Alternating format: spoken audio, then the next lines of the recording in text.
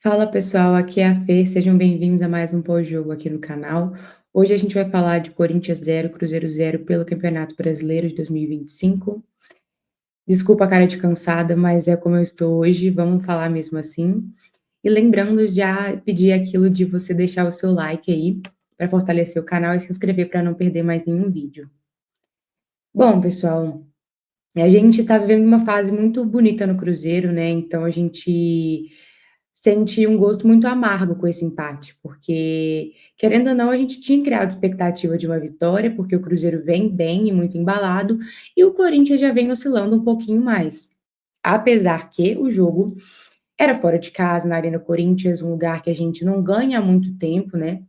Então, de qualquer forma, era uma partida difícil.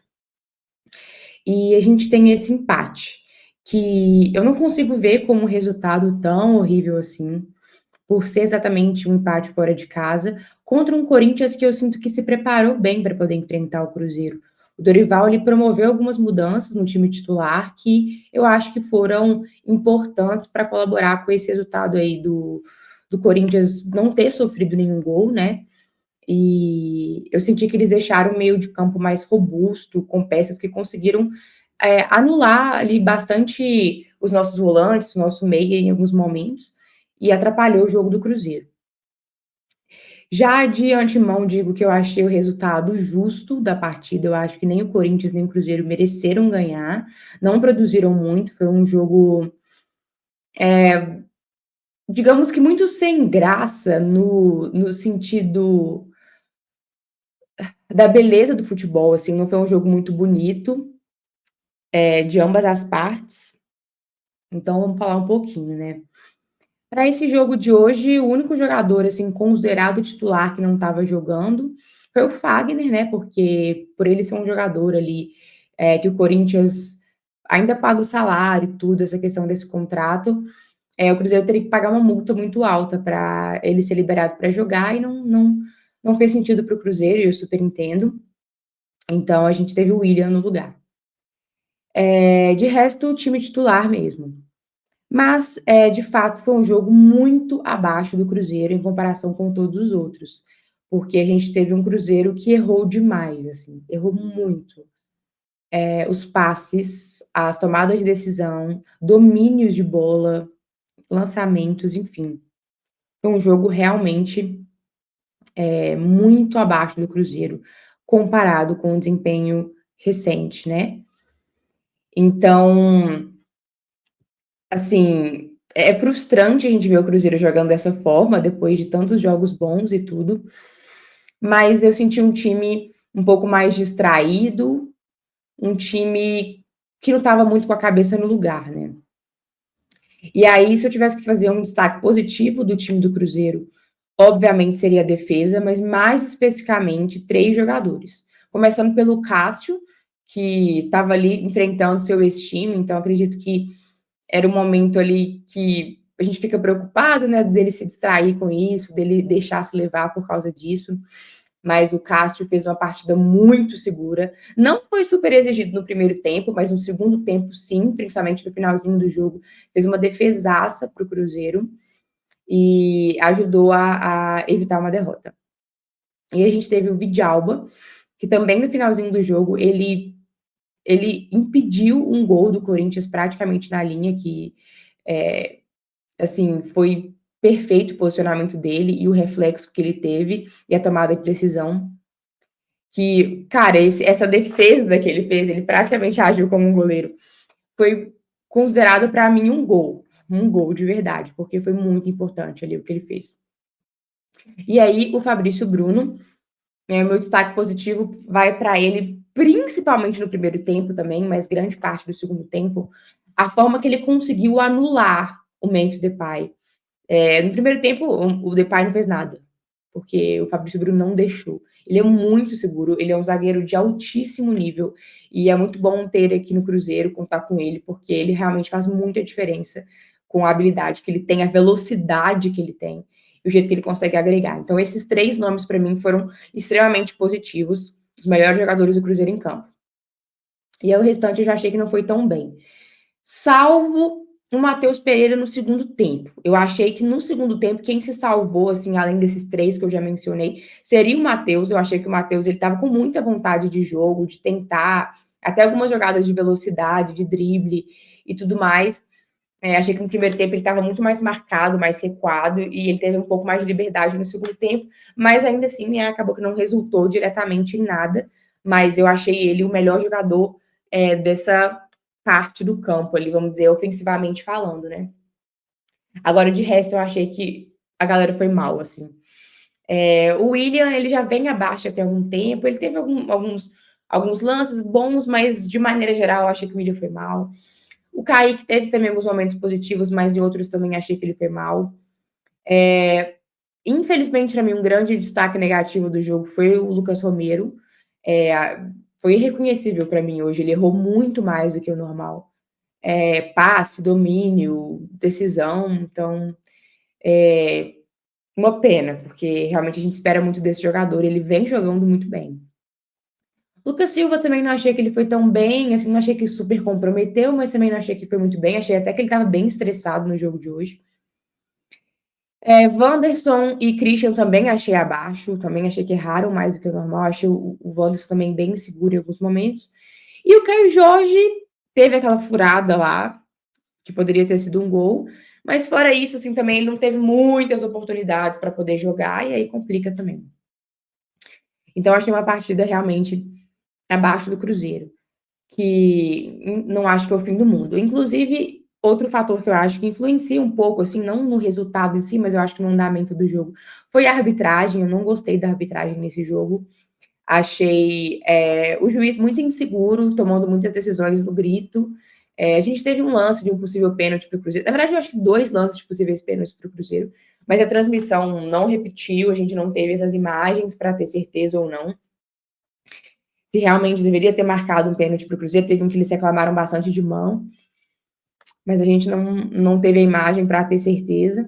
Mas não só por isso, eu acho que a arbitragem ela foi muito insegura, deixou o Corinthians, em muitos momentos, bater muito nos jogadores do Cruzeiro, mas também teve alguns lances que eles erraram a favor do Cruzeiro também, alguns laterais, enfim, algumas inversões, enfim.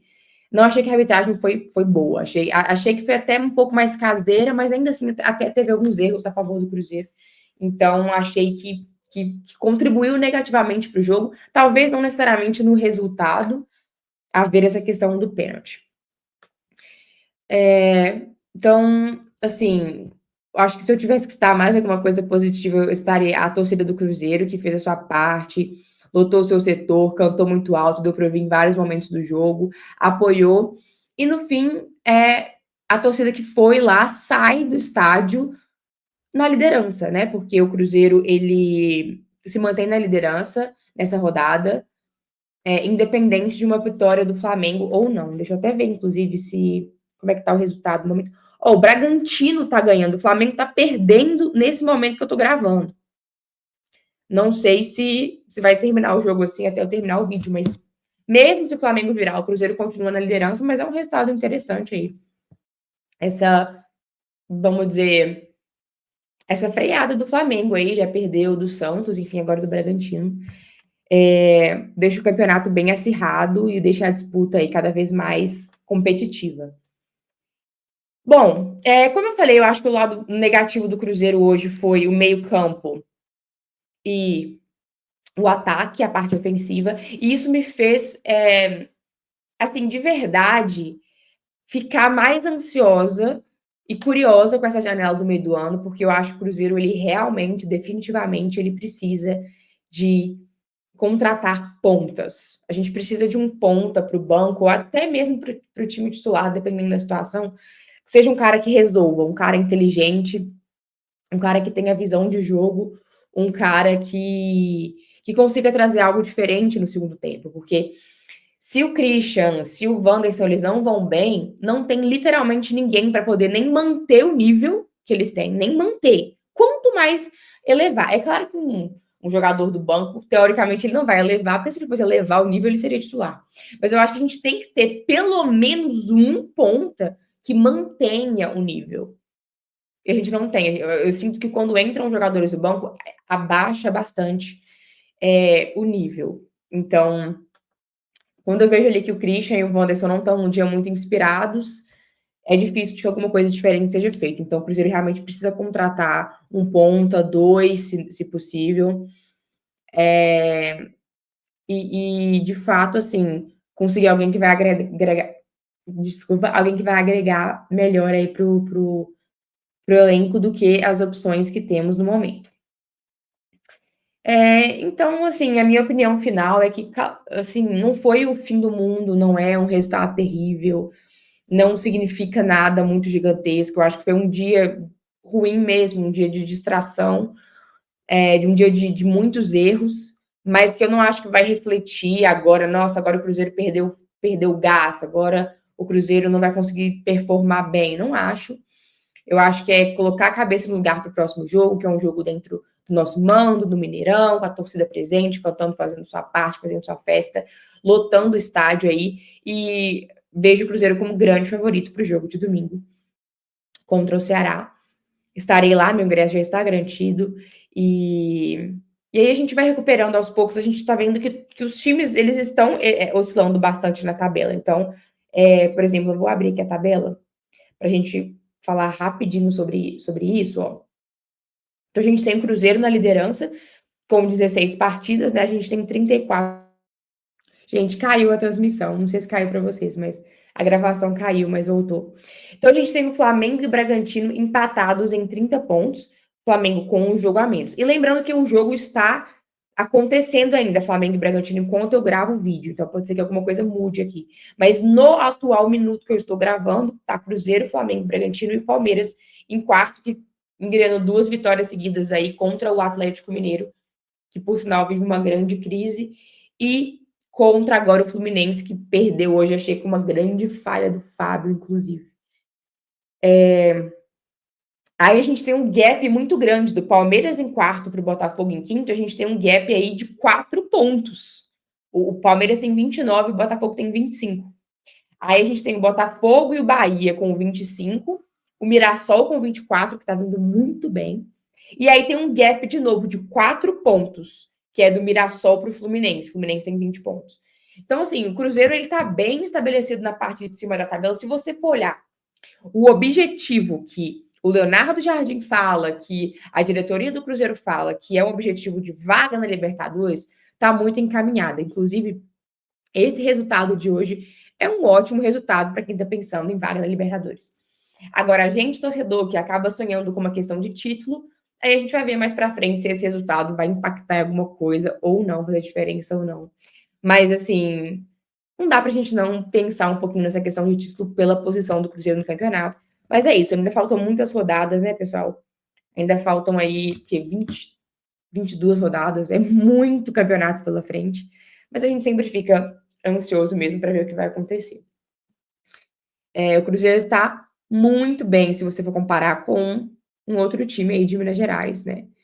Então, enfim, eles não devem. Esse outro time ele não tem que ser parâmetro para nada, até porque enfim, está melhor que ele, eu acho que muitos times estão, principalmente em questões de bastidores.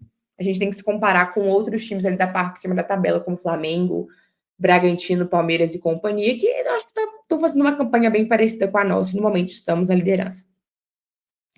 Bom, pessoal, é isso. Espero que vocês tenham gostado do vídeo. Como eu falei, não esquece de deixar seu like. Minha rede social vai estar aí na descrição do vídeo, meu Instagram, para quem quiser me seguir, eu posto bastante conteúdo por lá também. E vejo vocês em breve aí, Cruzeiro e Ceará. Um grande abraço e fui, até mais.